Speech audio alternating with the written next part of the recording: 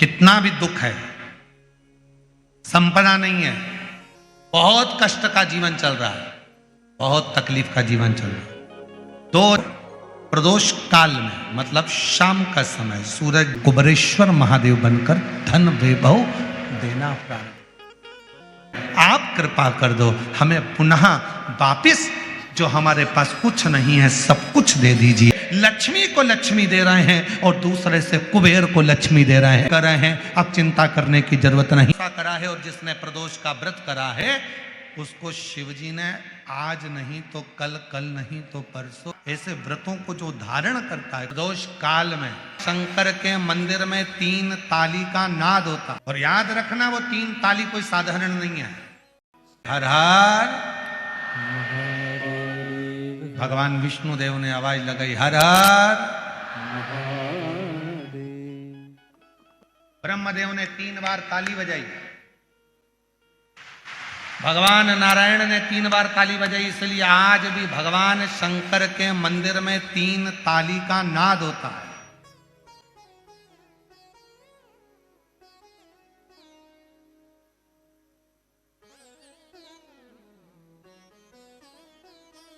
और याद रखना वो 3 ताली कोई साधारण नहीं है। भगवान शंकर के एक गण है जिनका नाम है चंड, जो शिव जी के मंदिर के द्वारपाल होते हैं, शंकर जी के मंदिर के रक्षक होते हैं। क्या नाम है उनका? चंड।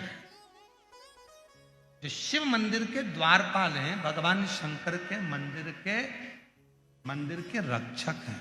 शिव मंदिर के द्वारपाल हैं, शंकर जी के मंदिर के जो रक्षक हैं वो चंड है।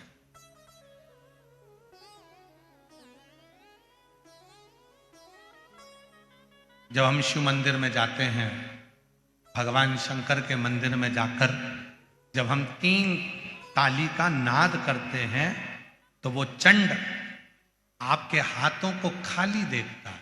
जब ताली कब बजा सकते हो? जब दोनों हाथ, अगर हाथ में कोई वस्तु रखी है तो आप ताली ना बजा पाओगे, फिर वो केवल किताब को आप पटक सकते हो, बर्तन को आप लगा, पर ताली का नाद कब होगा? जब आपके दोनों हाथ खाली। तो जब हम भगवान देवाधिदेव महादेव के मंदिर में जाकर 3 बार ताली का नाद करते हैं तो वो चंड भगवान शंकर से जाकर कहता है इसके पास कुछ भी नहीं है, खाली हाथ आया है, इसलिए इसको सब कुछ देकर भेजेगा, सब कुछ देकर।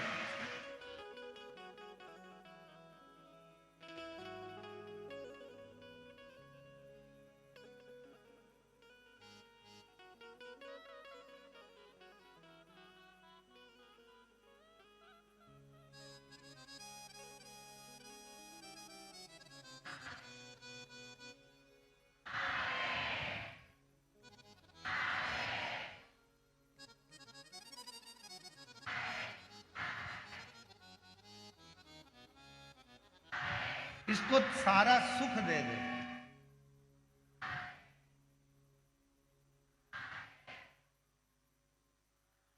तीन ताली का जो भाव वर्णन किया गया, 3 ताली, ये खाली हाथ आया है, इसके पास कुछ नहीं, पर सब कुछ मात पिता तुम में, पिता से मांगो।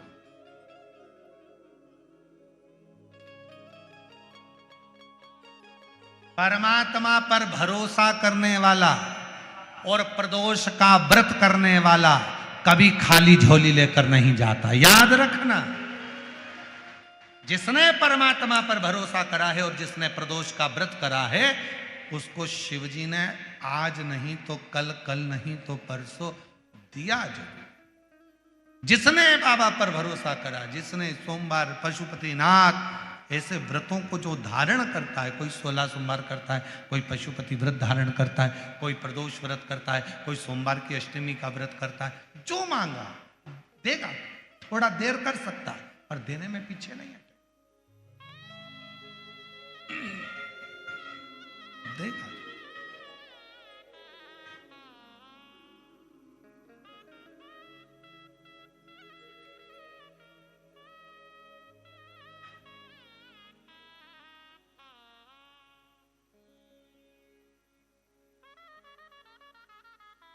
सारे देवता, इस कोटि देवता में केवल एक देवता है, देवाधिदेव महादेव, जो प्रतिदिन प्रदोष काल में, प्रदोष काल में शाम के समय अपनी अर्धांगिनी मां पार्वती जी के साथ भ्रमण पर निकलते हैं अपने भक्तों का दुख मिटाने के लिए। प्रतिदिन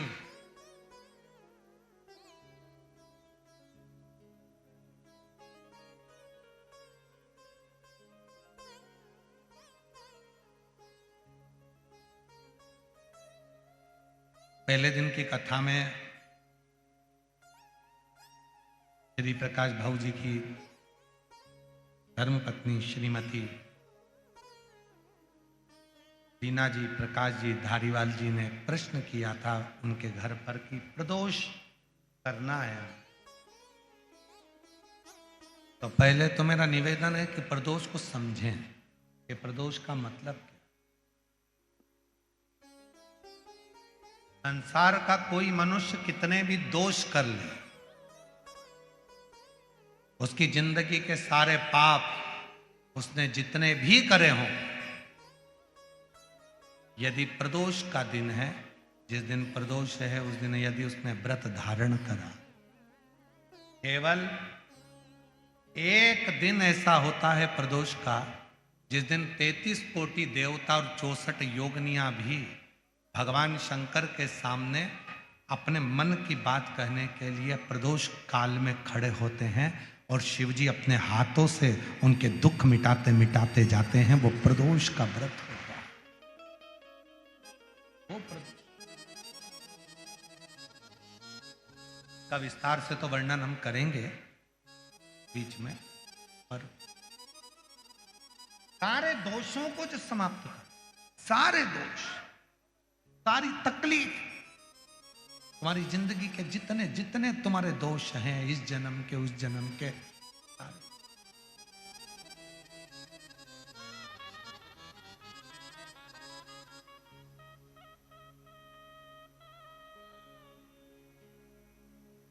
और जब भगवान शिव से आप निवेदन करते हैं, प्रार्थना करते हैं, उनसे अपने मन का भाव कहते हैं, प्रार्थना करते हैं, निवेदन करते हैं, तो शिव उसको स्वीकार करते, स्वीकार। खड़े हैं देवता, भगवान शिव नेत्र बंद करके बैठे, भगवान विष्णु, भगवान ब्रह्मा सब देख रहे हैं, इंद्रदेव पीछे खड़े हैं और पीछे से देख रहे हैं। उनको मालूम है नहीं मिलेगा, नहीं मिलेगा ही नहीं, पर तभी भगवान नारायण ने फिर जमकर हर हर महादेव कहा। ब्रह्मा जी फिर बोले हर। अब क्या बदलना रह गया, सब कुछ बदल। तो यहां शिव कथा कर रही है, पूर्व का समय। अब ये सब कुछ बदलना अपनी जगह पर है, पर सतयुग में भक्त भगवान के पास जाते थे, त्रेता में भक्त भगवान के पास जाते थे, द्वापर में भक्त भगवान के पास जाते थे। केवल एक कलयुग ऐसा है जहां बैठकर आप शिव को पुकारोगे, मेरा शंकर भगवान आपके दरवाजे पर आकर खड़ा है। केवल कलयुग,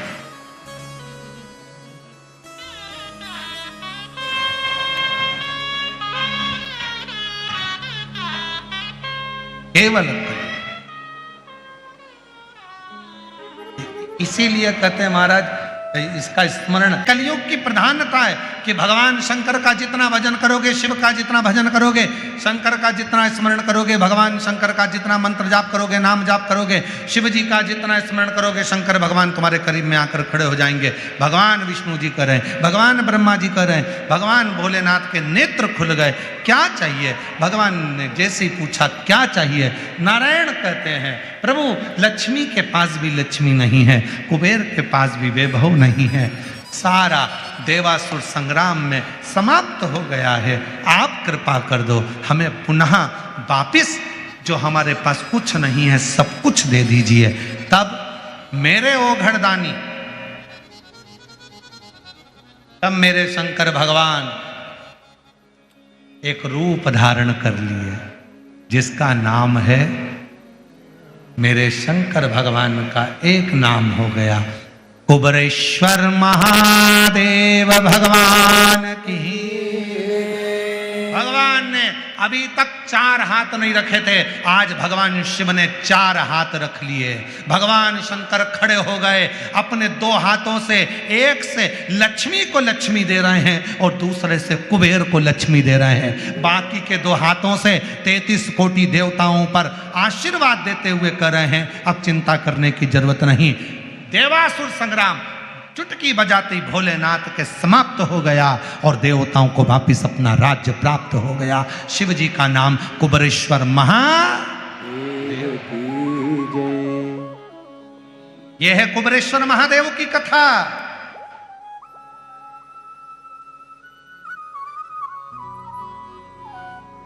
यह है भगवान शंकर के कुबरेश्वर बनने की कथा कि कुबेर को भी खजाना देने वाले, लक्ष्मी को संपदा देने वाले, जब कुछ नहीं तब वो शिव देता, तब वो शंकर देता।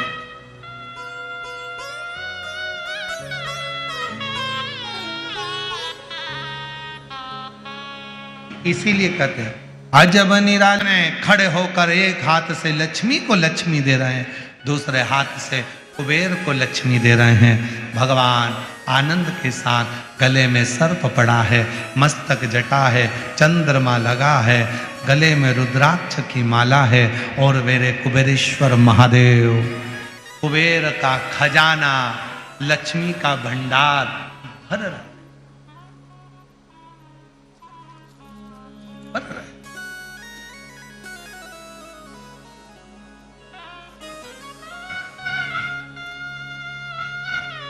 हमने पहले भी कथा में 2 दीप का वर्णन किया, आज फिर कथा में 2 दीप का वर्णन कर।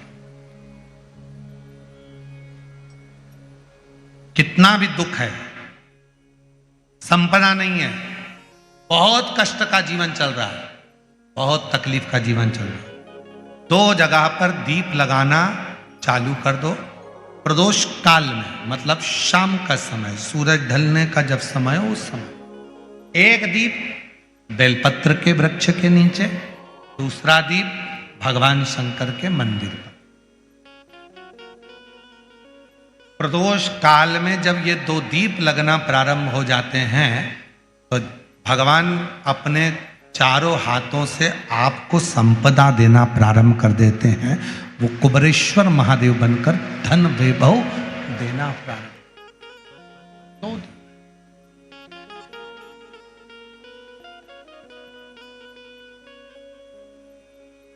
और दोनों दीप फूल बत्ती के होना चाहिए, लंबी बत्ती के नहीं।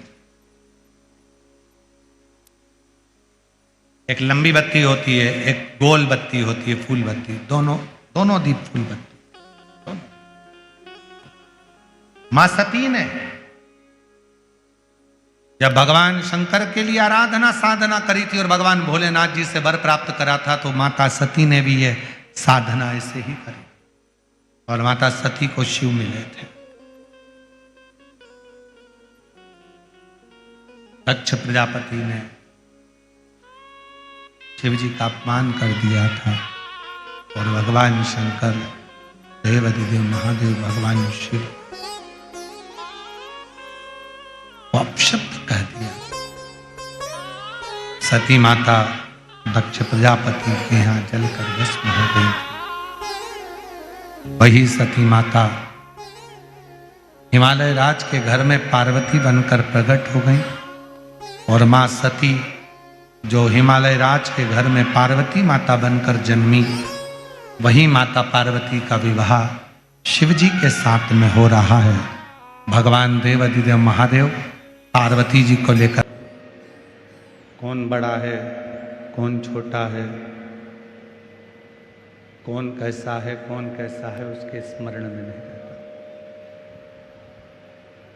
पर अहंकार में भले व्यक्ति सब कुछ भूल जाता है, आदर सम्मान सत्कार सब कुछ भूल जाता है, पर संस्कार एक ऐसा है जिसमें व्यक्ति चाहे छोटे से गरीब व्यक्ति को भी मिलता है तो प्रेम से मिलता है, और अमीर से अमीर व्यक्ति से भी मिलता है तो प्रेम से मिलता है।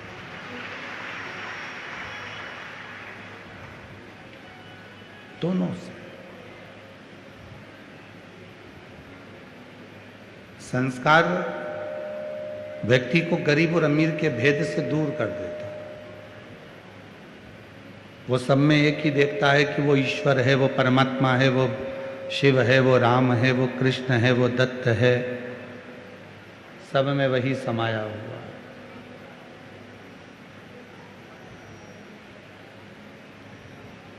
उसके विवेक से वो चला गया कि ये अमीर है कि ये गरीब है। उसके विवेक से वो निकल गया कि ये धनपति है कि रोडपति है। उसके विवेक में तो केवल एक ही श्रेष्ठता भरी हुई है कि ये परमात्मा का कोई जीव है, ईश्वर का कोई जीव, भगवान का कोई जीव है, ईश्वर का कोई जीव है, परमात्मा का कोई जीव है। और जब हम प्रत्येक जीव में, जितने भी जीव हैं संसार के प्रत्येक मनुष्य में, जब हम परमात्मा का दर्शन करते हैं तो निश्चित है कि हमें ईश्वर को ढूंढने की जरूरत नहीं पड़ती, ईश्वर हमको ढूंढने के लिए निकल जाता है। फिर हमें ईश्वर को नहीं ढूंढना, फिर हमें ईश्वर को नहीं ढूंढना, फिर हमें आराधना करती है, शिव साधना करती है, भगवान शंकर की अविरल भक्ति करती है, शिव का भजन करता है, शिव का स्मरण करता है। ब्रह्मा जी भी भगवान शिव को समझ नहीं पाए थे, ब्रह्मदेव भी भगवान शंकर को समझ नहीं पाए।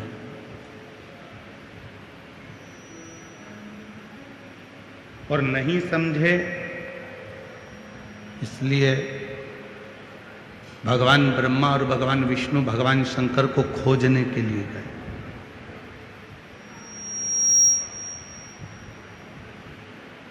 दोनों खोजने के लिए गए।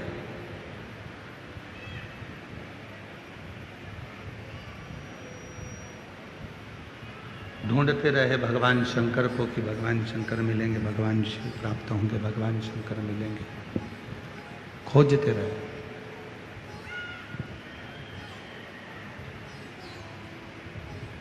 पर बिना शिव की कृपा के संसार में कोई नहीं जन्मा जो शिव को समझ पाए।